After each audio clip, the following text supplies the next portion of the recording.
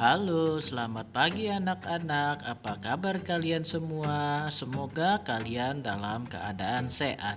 Sekarang kita masuk ke tema 3, yaitu peduli terhadap makhluk hidup dengan muatan pelajaran IPS. Mari kita simak ya materi berikut ini. Kenampakan alam dan pemanfaatannya. Kenampakan alam adalah segala sesuatu di alam yang merupakan hasil dari peristiwa alam. Indonesia memiliki berbagai bentuk kenampakan alam, mulai dari daratan hingga perairan. Anak-anak, apa saja sih kenampakan alam yang ada di Indonesia? Yang pertama yaitu dataran tinggi. Dataran tinggi adalah permukaan bumi yang ketinggiannya lebih dari 200 meter di atas permukaan laut. Dataran tinggi sangat cocok dimanfaat sebagai lahan perkebunan, peternakan, tempat rekreasi. Penduduk di dataran tinggi biasanya memiliki mata pencarian sebagai petani dan peternak. Perkebunan teh banyak terdapat di dataran tinggi karena suhunya cocok untuk pertumbuhan teh. Nah, kenampakan alam yang ada di Indonesia yaitu ada dataran rendah. Dataran rendah adalah permukaan bumi dengan ketinggian 0 sampai 200 meter di atas permukaan laut. Lahan pada dataran rendah dimanfaatkan untuk berbagai keperluan seperti pertanian, perkebunan, peternakan, perumahan, dan industri. Hasil pertanian di dataran rendah. Ada padi.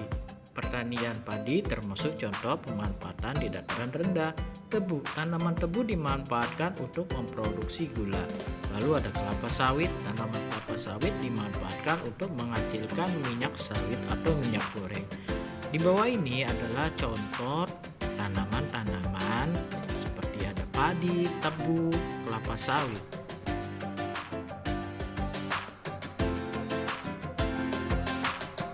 Biasanya mata pencarian penduduk di dataran rendah yaitu bertani, lalu berternak, lalu menjadi pegawai perusahaan. Nah, anak-anak, yang ketiga adalah pantai. Apa sih pantai itu? Yaitu daratan yang berbatasan langsung dengan laut. Daerah pantai umumnya landai dan berpasir.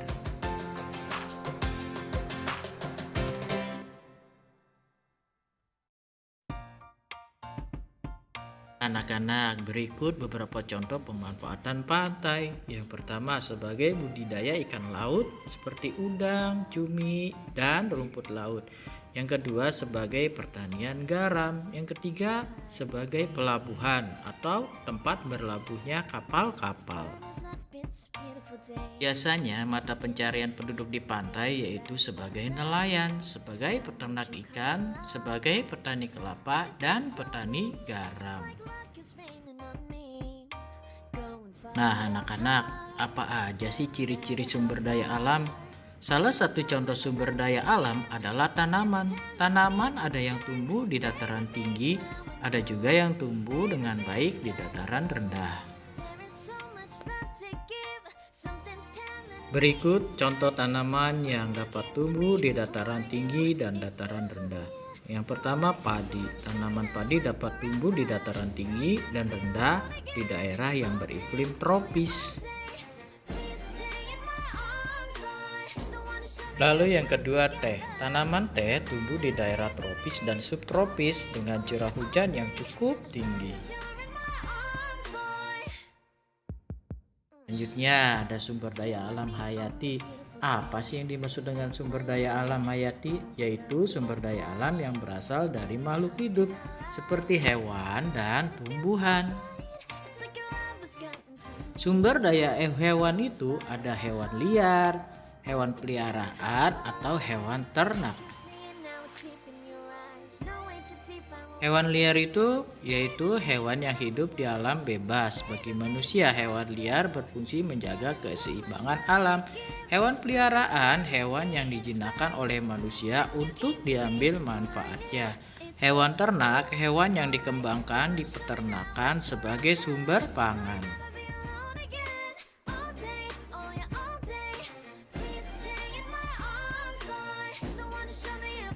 Nah, anak-anak, Buka kembali ya buku paket kalian halaman 113. Selain menyebabkan makhluk hidup punah, pemanfaat sumber daya alam secara tidak bijaksana juga dapat menyebabkan bencana alam. Berikut ini beberapa bencana alam yang dapat ditimbulkan akibat pemanfaatan sumber daya alam secara tidak bijaksana. Yang pertama yaitu abrasi. Abrasi adalah proses pengikisan pantai oleh tenaga gelombang laut dan arus laut yang bersifat merusak. Abrasi disebut juga erosi pantai. Abrasi dapat disebabkan antara lain hilangnya hutan bakau di daerah pantai. Hutan bakau telah banyak hilang karena diambil untuk dijadikan arang dan juga perubahan fungsi hutan bakau, misalnya menjadi pemukiman. Lalu yang selanjutnya banjir. Banjir terjadi karena hujan deras dalam waktu lama atau air pasang yang tinggi. Hujan deras dapat membuat pemukiman air sungai naik dan meluap ke daerah sekitarnya. Terlebih lagi jika sungai penuh dengan sampah, air akan cepat meluap karena tersumbat. Salah satu penyebab banjir adalah penebangan hutan. Bila hutan ditebang, tidak ada akar-akar pohon yang mengikat air. Banjir dapat mengganggu aktivitas manusia, bahkan banjir yang besar atau banjir bandang dapat menimbulkan korban jiwa.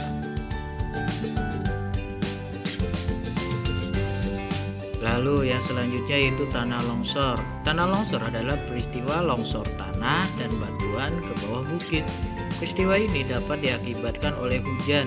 Hujan mempercepat kelongsoran tanah dengan berbagai cara seperti banjir. Tanah longsor juga disebabkan semakin berkurangnya hutan. Longsoran tanah dan batuan dapat menimbun lembah di bawahnya. Jika pemukiman berada di bawah lembah, maka peristiwa longsor dapat merusak rumah dan menimbulkan korban jiwa.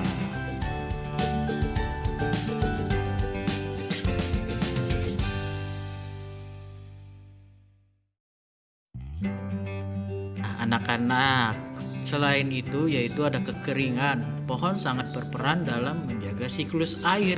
Melalui akarnya, pohon penyerap air untuk bahan baku fotosintesis.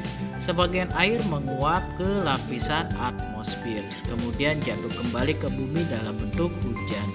Ketika pohon-pohon ditebang, tidak ada lagi yang menyerap air hingga menjadi penurunan jumlah air. Berkurangnya pohon juga menyebabkan berkurangnya jumlah air tanah yang dapat diikat oleh akar pohon sehingga timbul kekeringan. Akibat kekeringan, manusia semakin sulit mendapatkan air bersih dan tanaman banyak yang mati. Kekeringan juga menyebabkan lingkungan menjadi gersang. Nah, anak-anak, kita harus peduli terhadap makhluk hidup. Jangan lupa ya buka kembali buku paket kalian tema 3 yang berjudul Peduli Terhadap Makhluk Hidup. Kalian baca kembali ya agar kalian semakin paham dan mengerti. Terima kasih, sampai jumpa.